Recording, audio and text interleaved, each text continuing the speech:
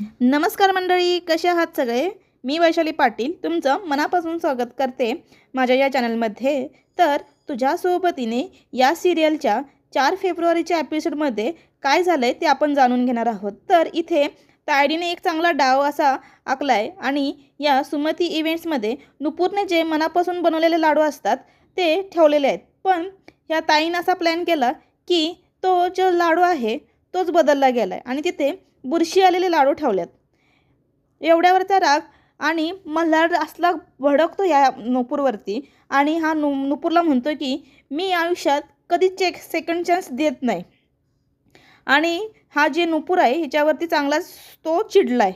आता जो एपिसोड आहे तो आपण फुल ड्रामा जो झालेला आहे त्याच्यावरती आपण बघूयात की आज नक्की काय घडलं ते. चला तर मग. आता मित्रांनो, इथे जो दादा आहे तो शांतपणे बसलेला असतो आणि तिथे नुपूर येते आणि म्हणते की काय झालं दादा, एवढा तू शांत का बसला आहेस?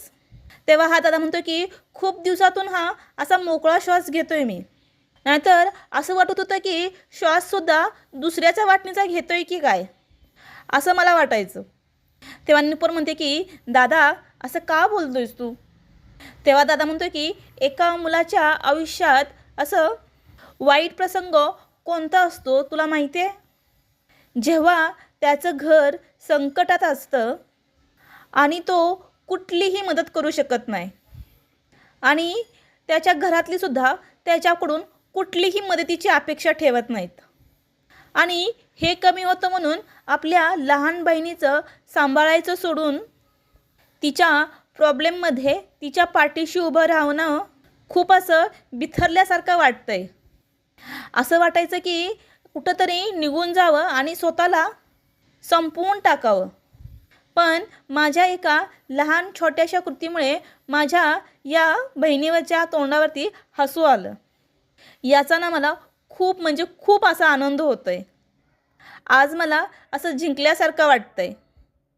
तेव्हा आता ही नुपूर आहे ती त्याच्या दादाला म्हणते की तू जे आज केलंस ते केलंस आणि नाही केलंस तरीही तू माझ्यासाठी जिंकलेलाच होतास. तू जिंकलेला आहेस, राहणार आणि कायम राहशील. तेव्हा नुपूर म्हणते की पण दादा मी एक विचारू का रे? तर दादा म्हणतो की की मी काहीही चुकीचं केलेलं नाही आहे आणि कुठलीही रिस्क घेऊन तर अजिबात काम केलेलं नाही आहे. असा तुझा प्रश्न आहे ना, तर याचं उत्तर नाही आहे म्हणून. तेव्हा दोघंही हसू लागतात आणि ह्या दोघांचा बाउंड इतका छान दाखवला आहे ना की मस्त दाखवला ह्या दोघांचा बाउंड असा. आणि मी जे करतोय ना ते योग्य वेळ आल्यानंतर तुला नक्कीच सांगेन. आणि एक महत्त्वाची गोष्ट की यापुढे कुठल्याही संकटात मी तुझ्या पाठीशी उभाच राहणार. मी तुझ्या पाठीशीच नाही तर तुझ्या सोबत उभा राहणार. आता मंडळी इकडे नुपूर जी आहे ती भांडी घासत असते तेव्हा त्या आशाताई आहेत, म्हणजे त्या आई म्हणते ती की ही येते आणि म्हणते की नुपूर तू साईडला सरक, मीच भांडी घासते म्हणून, तू खूप दमली असशील ना गं. तेव्हा आई म्हणते की अहो नाही आई, राहू द्या, मी करते हे सगळं. आणि तेवढ्यात ही आशाताई तिथं दूध ठेवलेलं असते ते उचलायला जातात. तेवढ्यात नुपूर सांगणारच एवढ्यात त्यांना चटका बसतो आणि आशाताईंना भासतं. तर ही जी नुपूर आहे ती म्हणते की आई चटका लागेल तुम्हाला, तोपर्यंत ह्यांना चटका लागलेला असतोच.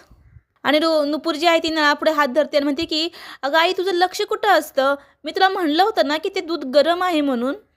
बघ भाजलं ना, स्वतःची काळजी घे गं आई आणि काम कर. आणि मी आहे ना गं आई तुझी काळजी घ्यायला, तू कशाला काम करती? आणि ही नुपूर एकदम काळजीनं ना तिथं जे बोटाला भाजलेलं असतं तिथं फुंकर मारत असते. तेव्हा आशाताई आहेत त्या सुखावतात की नुपूरने त्यांना आरं केलेलं असतं. दरवेळेस ती आऊजाऊ घालत असते, पण ही जी आता नुपूर आहे ती त्यांना आरं करते. आणि ह्यांना हे ऐकून म्हणजे एका आईला कशी आपण हाक मारतो आणि तिला असं जास्त असं भारी वाटतं, असंच काहीसं आशाताईंना पण वाटतं. तेव्हा नुपूर म्हणते की अगं काय झालं, मला एवढं टेन्शन आलं आहे आणि तू हसतेस? तेव्हा आशाताई म्हणतात की तुझ्या लक्षातही नाही आलं ना गं. तेव्हा नुपूर म्हणते की काय? तर आशाताई म्हणतात की तू मला तुम्ही आई नाही तर तू आई म्हणून हाक मारलीस. तर तेव्हा नुपूर म्हणते की ते पटकन बोलताना कळलं नाही, सॉरी आई चूक झाली. तेव्हा या आशाताई म्हणतात की अगं ये वेडाबाई, मला ना तू ना ही चूक पुन्हा पुन्हा कर. इतकी दिवस तू जी चूक करत होतीस ना आणि ती नकळतपणे तू आज सुधारली आहेस. तर खरं सांगू का, या अहो शब्दापेक्षा ना ए आई म्हणून हाक मारलेलीच खूप असा मान आहे ग नुपूर. पण असा आपलेपणा नाही आहे ग. आणि म्हणूनच मुलं आपल्या आईला ए आई म्हणून हाक मारतात. आणि तूही अशीच मला हाक मारावीस याची मी वाट बघत होते. ए आई अशी तू कधी हाक मारतेस याच्यासाठीच माझे कान आसुसलेले होते. ही जी चूक जी घोडचूक आहे ती नकळतपणे केली आहेस ना, ती पुन्हा पुन्हा कर हं. ती अजिबात सुधारायची नाहीस हं.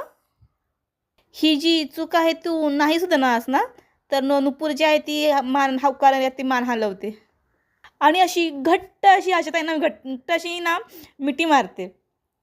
आता इथे सकाळी नुपूर जी आहे ती आवरत असते आणि बाहेर कामासाठीच निघालेली असते. तेव्हा आई म्हणतात की "नुपूर तुझं आवरलं का गं?" तर नुपूर म्हणत असते की "हो आई आवरलंच आहे. 2च मिनिटं फक्त." आणि ही कपाटामध्ये काहीतरी शोधत असते. आणि ही जी नुपूर आहे ना ती घड्याळ शोधत असते आणि ही वेदांची शेवटची आठवण असते. तर हे जे घड्याळ आहे ना, हे कुणी लपवलं आहे? तर ऑब्वियस या वहिनीने लपवलेलं असतंय. तेव्हा आई म्हणतात की "अगं घड्याळ महत्त्वाचं आहे की काम महत्त्वाचं आहे? तू ना घड्याळ आल्यानंतर शोध."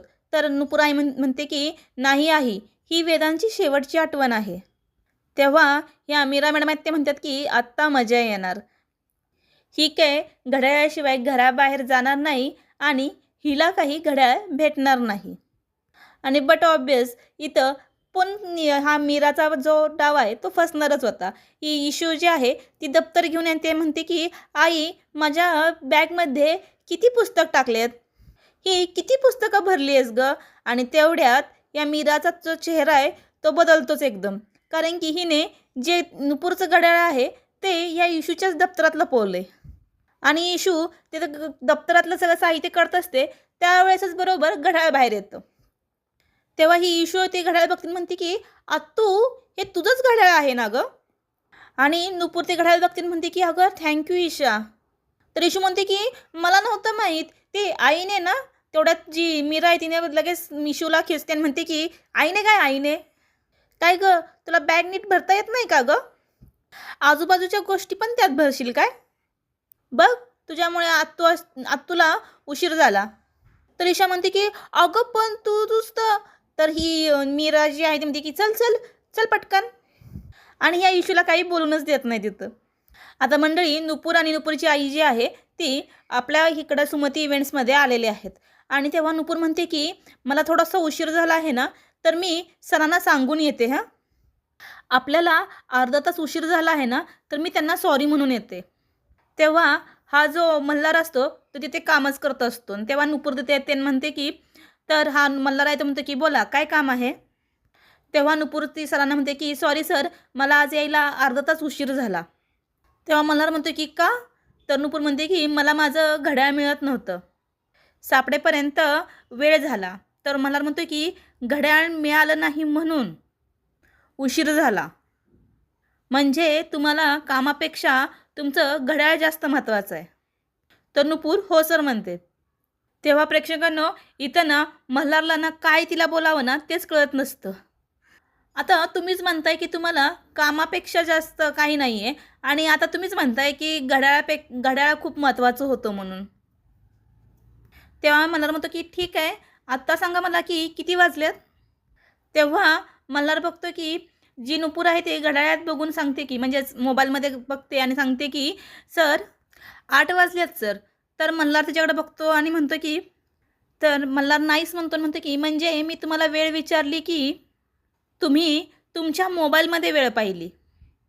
म्हणजे वेळ दाखवणं हे एकमेकाव या घड्याळाचं काम आहे आणि त्यातही तुम्ही मोबाईल बघितलात. मग हा काय उपयोग आहे या घड्याळाचा? त्यामुळे या फालतू घड्याळाची फालतू कारणे मला द्यायची नाहीत आणि तुम्ही येऊ शकता."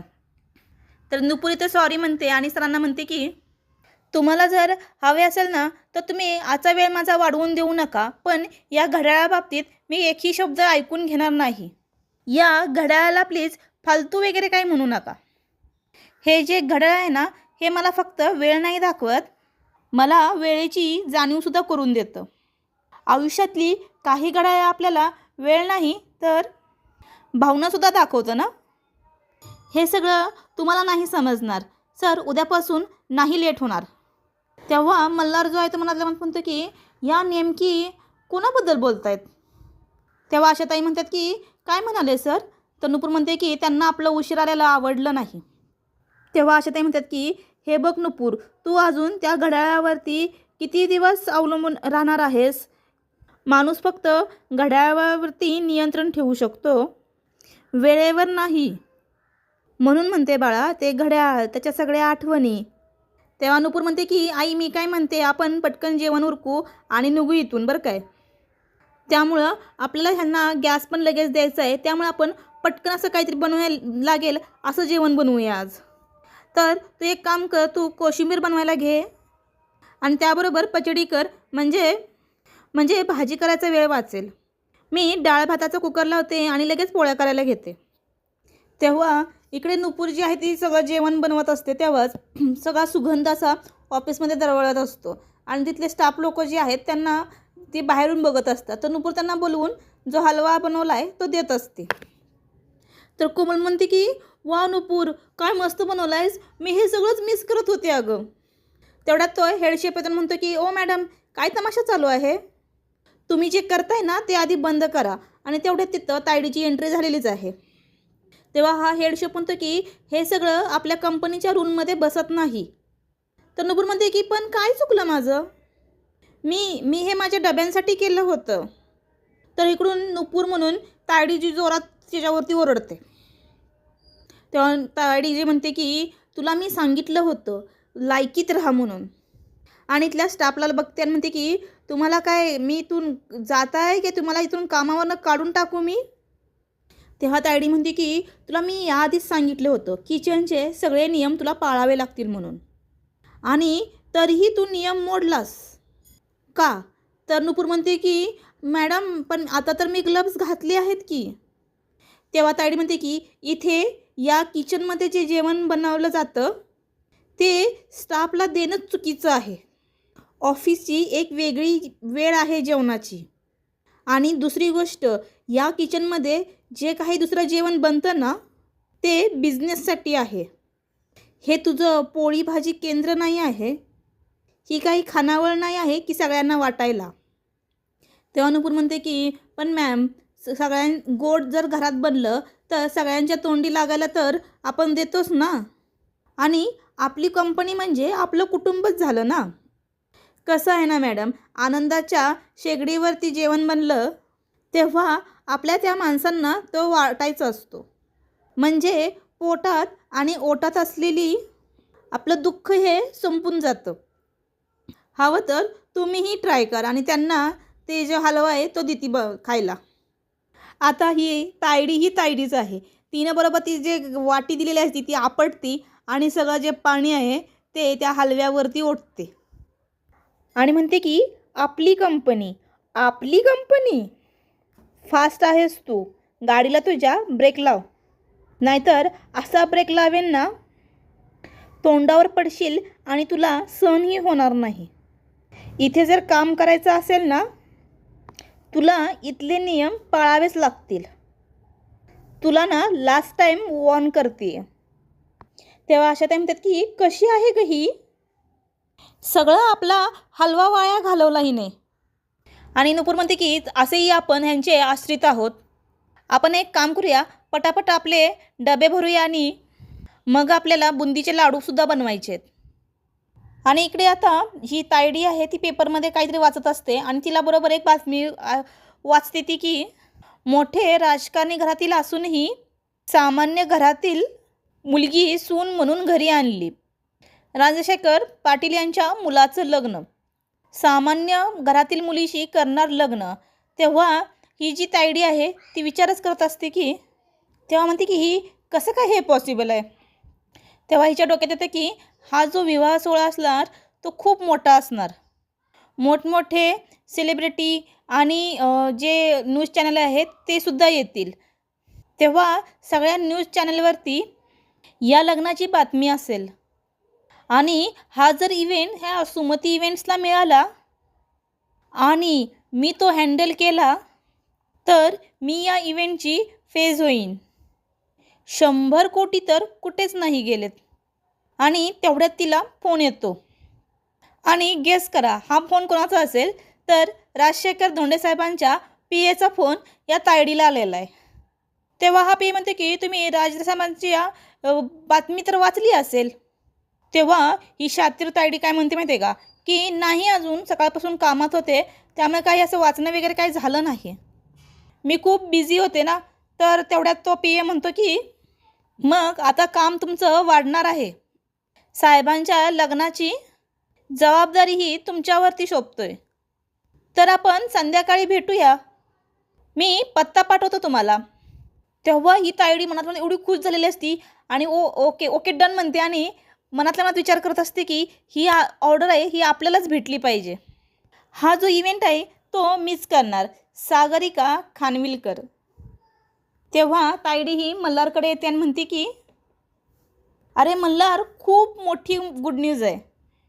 तर प्रेक्षकांनो, इथं मल्हारसुद्धा म्हणतो की तायडे, तुझा चेहराच सांगतोय की काहीतरी गुड न्यूज आहेच, म्हणजे खूप चांगली बातमी आहेच. तेव्हा काय झालं तायडे? तर ही तायडी म्हणते की तुला तर राजशेखर माहीत आहेत का? तर यांच्या मुलाच्या लग्नाची जी इव्हेंट आहे तो आपल्याकडे आलेला आहे. त्याचं सगळ्यात मोठं कॉन्ट्रॅक्ट आपल्या कंपनीला मिळू शकतं. त्यांच्या ना PAचा फोन आला होता. त्यांनी ना आपली कंपनी शॉर्टलिस्ट केली आहे आणि आजच्या आज मीटिंगला बोलवलं आहे आपल्याला. तेव्हा मला म्हणतो की ग्रेट तायडे, खरंच ही गुड न्यूज आहे आपल्या कंपनीसाठी. हे कॉन्ट्रॅक्ट आपल्या कंपनीने मिळालं म्हणजे आपल्या कंपनीसाठी माइलस्टोन आहे. तेव्हा मला म्हणतो की मग आपण किती वाजता जायचं आहे मीटिंगला? तेव्हा तायडी म्हणते की मल्हार, मला एक तुला विचारायचं होतं, बघ म्हणजे तुला चालेल का? मला ना हा इव्हेंट आहे हा स्वतःला हँडल करायचा आहे, म्हणजे तुला जर प्रॉब्लेम नसेल तर. आता इकडे नुपूर जी आहे ते बुंदी पाडायला घेते आणि मस्त अशी बुंदी पाडली हिनं. पण इकडे जो मल्हार आहे तो तायडीला सांगत असतो की हे बघ तायडे, ही कंपनी माझी नाही तर तुझी पण आहे. तुझासुद्धा तेवढाच अधिकार आहे या कंपनीवरती आणि त्यामुळे हा इव्हेंट तूच जो आहे तो कर आणि मला खात्री आहे की तू पूर्ण सक्सेसफुली हा हँडल करशील. आणि तायडे, पुन्हा हे असल्याची परमिशन नाही मागायची बरं काय. तेव्हा ही तायडी मनातल्या मनात म्हणत असते की मल्हार, एकदा का हे कॉन्ट्रॅक्ट माझ्या नावावरती साईन झालं तेव्हा कसलीही मी तुझ्या पुढे तुझ्या कुठल्याही गोष्टीची परमिशन मला घ्यावी लागणार नाही आणि या कंपनीमध्ये तू नसशीलच. तेव्हा मल्हारपूर आता नवीन क्लायंट बसलेले असतात आणि ते म्हणतात की आम्हाला तुमच्याकडूनच सगळं मेहंदीचं वगैरे सगळं फंक्शन आहे ते तुमच्याकडूनच करायचं आहे, कारण की तुमच्या कंपनीचं आम्ही खूप असं नाव ऐकलं आहे. तेव्हा ते लाडू वळून झालेले असतात नुपूरचे आणि नुपूर एका डब्यामध्ये लाडू भरत असते. तेव्हा अशा ते म्हणतात की अगं हे कोणासाठी गं? तर नुपूर म्हणते की हे मल्हार सरांसाठी, मी आलेच आई. तेव्हा क्लायंट इकडे म्हणत असतो की एवढ्या कमी बजेटमध्ये एवढं छान काम होईल असं वाटलं नव्हतं. तेव्हा मल्हार म्हणतो की हीच तर खासियत आहे आमची, पण तुमची डेट काय आहे हो? तेव्हा क्लायंट म्हणतो की 12 मे. तेव्हा तायडी म्हणते की 12 मे काय? 12 मे ही खूपच अलीकडची डेट होती हो, ही खूपच बिग डेट होती आहे हो. या एवढ्या बजेटमध्ये हे लग्न हे खूपच तुम्ही असं बोलताय हो, हे आम्ही कसं मॅनेज करणार आहोत? तेव्हा ती मुलगी म्हणते की मॅम, तुमच्याकडून खूप अपेक्षा आहेत हो. तर ही तायडी म्हणते की मग तुमची डेट चेंज करा ना तुम्ही. तेव्हा क्लायंट म्हणतो की नाही, आम्ही डेट नाही चेंज करू शकत. तेव्हा ही जी तायडी आहे ती म्हणते का तुम्ही डेट का नाही चेंज करू शकत? तेव्हासुद्धा आता खूप सारे मुहूर्त आहेतच की नंतरसुद्धा, तुम्हाला याच डेटला कशाला करायचं आहे लग्न? तेव्हा क्लायंट म्हणतो की नाही सर, आम्हाला हीच डेट हवी आहे, यात काय होऊ शकतं का हो सर?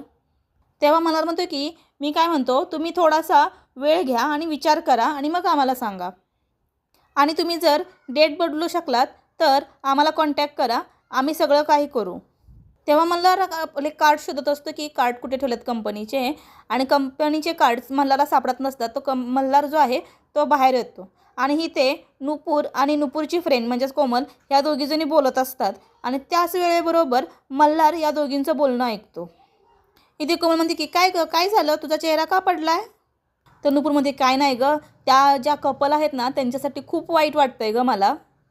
त्यांना ना एका तारखेला लग्न करायचं आहे, पण बजेटमुळे मॅम म्हणतात जमणार नाही. तेव्हा ही कोमल म्हणते की ती तारीख सोडून द्यायची ना मग ह्यांनी. तर ही जी नुपूर आहे ती म्हणते की अगं असं नसतं गं, अगं एखाद्यासाठी एखादी तारीख खूप महत्त्वाची असते. तो एक साधा दिवस नसून त्या माणसाची एक आठवण असते. त्यावेळी कोणीतरी कोणाला तरी एक प्रेमळ असं वचन दिलेलं असतं. त्या दोघांनी एकत्र स्वप्न पाहिलेली असतात किंवा कोणीतरी कोणाच्या तरी आठवणींना खूप असं घट्ट धरून ठेवलेलं असतं. तेवढ्यात तिथे कोमल आहे ती मल्हारला बघते. तेव्हा ही जी कोमल आहे ती म्हणते की डोळ्यानं खुणवत असते की मल्हार तिथं उभा आहे म्हणून. तेव्हा कोमल ही जी मल्हार जे आहे असं खुणवत असते, हिला काही कळतच नसतं. तर ही कोमल डायरेक्टली हॅलो सर म्हणते आणि हिचं जे बोलणं जे आहे ते मल्हार ऐकतच असतो आणि त्यांचं बोलणं ऐकून तिथून निघून जातो. तर हा कोमल आहे ती म्हणते की नशीब की ह्यांनी काय ऐकलं नसेल, पण ऐकलं असेल तर. आणि पुढील ज्या भागामध्ये दाखवलं आहे की माई ज्या आहेत त्या देवीपुढं म्हणतात की देवी दुःखाची वार्ता नेहमी घराच्या बाहेर जाऊ दे आणि आनंदाची बातमी नेहमी दारी येऊ दे. आणि तेवढ्यात नुपूरची तिथे एंट्री दाखवली, मस्त तिथं अशी दाखवली असं यांचं. आणि मल्हार म्हणतोय की तायडीला उद्याचा इव्हेंट फक्त मस्त चांगलासा पार पाडायला हवा. आणि या मास्टर माइंडनं म्हणजेच तायडीने जे लाडू आहेत ते चेंज केलेत आणि मल्हारला येऊन सांगते की अरे ह्या पोरगीने जे लाडू बनवले आहेत त्याला बुरशी आलेली आहे. आणि मल्हार नुपूरला जोरजोरात ओरडत असतो की काय आहे हे सगळं, आईच्या फोटोसमोर हे असले लाडू ठेवायचे आणि त्यांना आज बुरशी आली आहे. तेव्हा नुपूर म्हणते की सर मी केलेले लाडू महिनाभर टिकतात. तेव्हा मल्हार खूप संतापलेला असतो आणि तो म्हणतो की मल्हार कधीही सेकंड चान्स देत नाही कुणाला बरं काय. आणि इथेच मालिकाचा एपिसोड आहे तो संपवला आहे. तर व्हिडिओ आवडला तर नक्कीच लाईक करा, सबस्क्राईब करा आणि शेअर करा. धन्यवाद.